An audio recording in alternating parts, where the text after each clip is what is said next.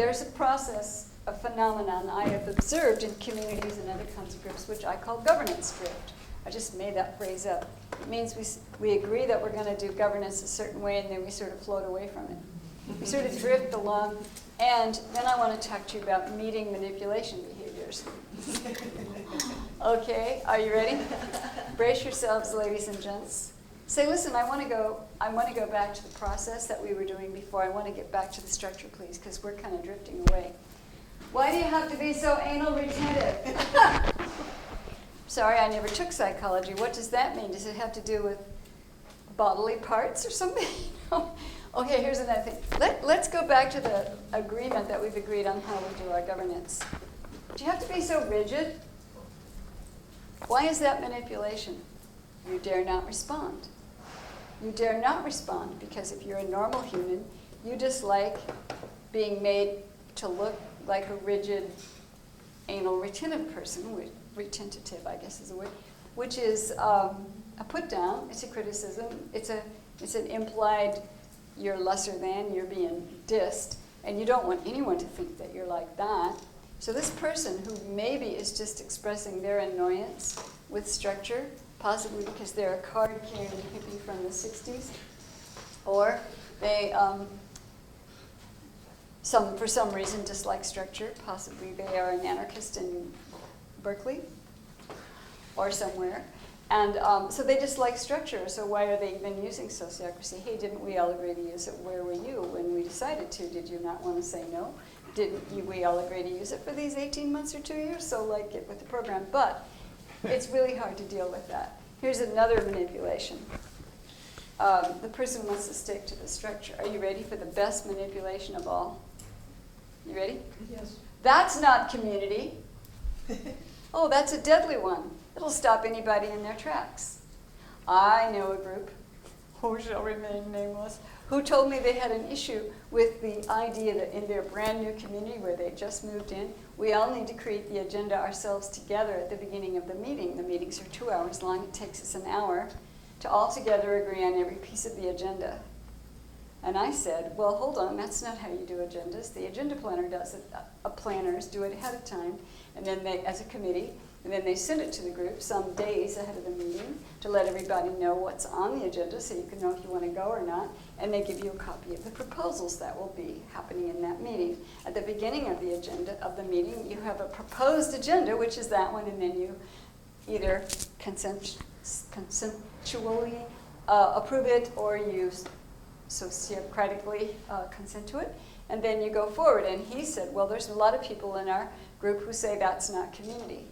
And I said, oh my God, that word. Okay, why do they say that? Well, it's only community if you all decide things. It's not community, and it violates community, say these people, if we have a committee do that. Committees aren't community. We have to decide everything together. And then I said, excuse me just a minute. Ah! And I come back to the phone and said, well, that's not how you do community, actually. So you all are in this co-housing community. You're new into co-housing. How about if you learn how everybody does it in the whole entire 160 community co-housing movement here in the U.S. with the 150 or 180 or 200 or so coming along. I mean, it's a huge movement. You don't have to reinvent the wheel. Well, that's what our founder says, but other people get mad at her and say that she's trying to push us around. And that we are our own community and we're our own unique community and we shouldn't have to do what anybody else does because we know what to do because we're our own group. And then I say, well, there's really only about 8 things that actually happen in communities and about 16 different, resolutions of those things. So this is not unique and I already know this. And he says, well, what makes you think you know? And I said, well, didn't you just call me to ask me if I might be a consultant for your group? And he said, yeah. And I said, well, do you know my background? He said, I have no idea who you are. I just saw your name on a list from the FIC's website as a person, and I'm calling each person on the list. I have no idea who you are. And I said, I was pontificating in that fellow's ear with some indignation. So here's the thing. That's not community is one of the deadliest manipulations. And the person who says it is not trying to manipulate. They just literally, really believe it. Because the word community is kind of like this.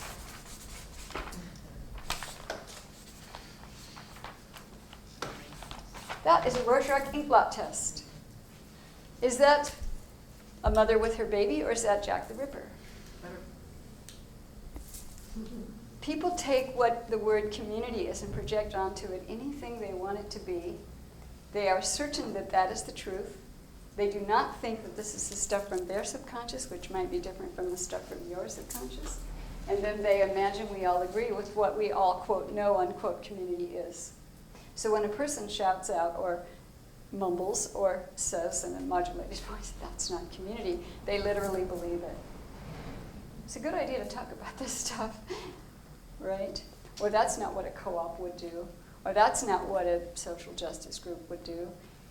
Okay, what were you going to say, Lynette? Oh, well, it just reminded me what you shared with us earlier about the community in Germany, and then you said that it has this forum dimension built in it. Oh, That is, and I'm just remembering now what you said it was, which has something to do with like acknowledged purpose being self-growth. Yeah, that's what it's for, that particular meeting thing they do. That one, and so then if you can come back to that then, right? So you can say, well, you know, talking about how we said, you know, you're in your example with the other gentleman on the phone, you know, saying something about, well, this is a subjective, you know, community is a subjective term, and you know, you have your own, you know, definition. I'm basing mine. I could have said that, yeah. But I'm just trying to think how, like, then if he was in a community, or you were guiding people through a community that had self-growth as one of their main values, and I'm not sure if we call that mission, would you then be able to say that? Would that be a place you'd say that to him? Like that this is, you know, maybe he's projecting that on that this. Well, he was kind of reporting to me what various different members said. And different members said different things about what they thought was true and reasonable and the right thing to do. He wasn't so much presenting a point of view, then he was presenting various points of view. And how people do agenda planning, whether for sociocracy or consensus, doesn't really matter the mission and purpose of the group. It's just good agenda planning, in my opinion. However, that's a bit of a story that goes down a branch and a twig and a leaf, but the point is governance drift is a good thing to point out and ask that we not do it, but please don't be bamboozled or taken off track by somebody who'll say, do you have to be so rigid, or why be so anal retentive, or that's not community, or some other thing that's basically an implied put down of you. Instead, please respond, well, actually, I don't think it's rigid to follow the agreements we've agreed to. I think it's basically courteous to the time and energy that went into our making those agreements. However, we do have a recourse for you. If you would like us not to do this, you need to get some support for creating a proposal that we stop doing it, or that we change our governance to what you would prefer. So if we had a proposal, we could consider and decide the ideas that you have for why we should stop doing this.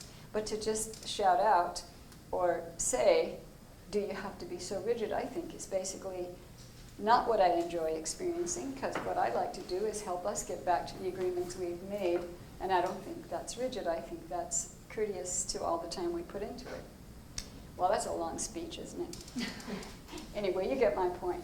I think you get my point. Okay, so thank you for pointing out governance drift. I want to... He said, that the guy who said this isn't community, you could say yes, because you're in it, get out. Yes, because you're in it, get out? Well, yes. We're having a little venting going on here yes. in the form of an anecdote. Well, yes. But, yeah, well, you know, we could say that, but we would... If you're not participating in the community. We could say that, but you know what we will do? We'll then hurt the community a little bit by creating some conflict by having said that unkind thing back. Because what I've learned in community, and boy did it take me a while to learn this, saying the unkind thing back actually doesn't make it better. It doesn't cancel it out. What we do get is more disharmony, more conflict. Better to consider it a spiritual practice, of which every damn thing in life is, I think, you know. And then go, oh, how do I respond graciously, courteously, and making this better, instead of making it either the same or worse by saying what I'd really like to say if I was venting, which is what you said. Or I'd like to say, please don't use manipulative behavior in here, Jack. But I'm not going to say that. I'll just think it. It can be helpful to say, you know, that comment was attacking me personally, and I think that it's more productive to focus on our goals and tasks here rather than focusing on individuals. Well, since I've been trying to learn NVC, I would think I wouldn't put it that way. I would say, I didn't really enjoy that comment, which kind of implied I like things to be rigid. That's really not my motive.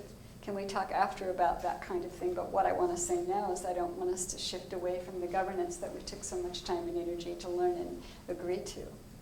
See how I haven't made him wrong? I've let him know I didn't like that I just got called rigid. But I didn't make the guy wrong. Because if I did that, things would get worse. People who've lived in community a long time, will you back me up? It would make it worse. It would make it worse. Much as revenge is fun. So that's why we have skits and fun ways to express when in real life we have to kind of keep the community flowing. And we have to be an educable moment for that guy. Do you know what I mean by educable moment? When I do really dumb things in community and someone courteously reminds me that they didn't enjoy it and that's not what they want to do and they don't think it's true, boy, have I just learned a big lesson. It really helps me get it. Oops, Diana, don't say that. Why did you even say that? A momentary slip up is why I said that. And then I've learned it. So like I'm a way better person in community now than I used to be because I've been community trained. Why? Because people take the patience to help me get it. And some don't. Some may say those things that are kind of cutting and sharp, and then I still learn, but I have an ouch going on with that person for a while.